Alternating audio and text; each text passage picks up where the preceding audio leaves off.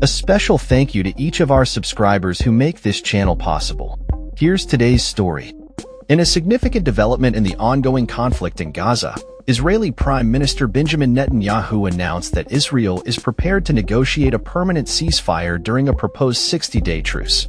This announcement comes as indirect talks between Israeli and Hamas delegations commenced in Doha, aiming to halt the violence that erupted following a Hamas attack in October 2023. Netanyahu emphasized that Israel's fundamental condition for any ceasefire is the demilitarization of Hamas, insisting that the militant group must relinquish its military capabilities and governance in the Palestinian territory. He stated, "At the beginning of this ceasefire, we will enter negotiations for a permanent end to the war. Our fundamental conditions are that Hamas lays down its weapons." The U.S. Middle East envoy, Steve Witkoff, has suggested that the 60-day ceasefire could be contingent on the release of half of the hostages currently held by Hamas, estimated to be around 20 individuals. Netanyahu reiterated Israel's commitment to securing the release of all hostages, describing Hamas as a ruthless terror organization.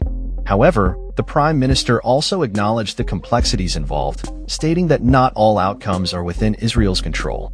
In response, Hamas has indicated a willingness to release 10 hostages but has raised concerns about the proposed military presence of Israeli forces in Gaza during the truce. The group is also demanding the unrestricted flow of humanitarian aid to alleviate the ongoing crisis in the region. As negotiations unfold, the Israeli government remains skeptical about the likelihood of a lasting ceasefire, with top officials expressing doubts about achieving a permanent resolution. A senior Israeli official stated that the removal of Hamas is a prerequisite for any long-term peace, asserting, "We will proceed with the war if they don't disarm."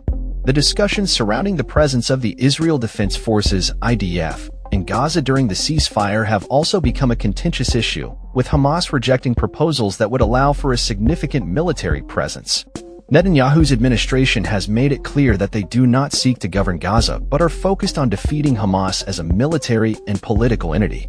The Prime Minister's position on a two-state solution remains firm, with no plans for such an arrangement in the near future.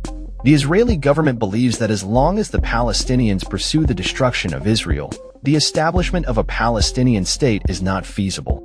With the situation evolving rapidly, the international community watches closely as both sides navigate the complexities of negotiations, humanitarian needs, and the quest for lasting peace in the region. That's all for this story. We upload videos every day covering many different subjects, so hit that subscribe button to stay informed. Thanks for watching.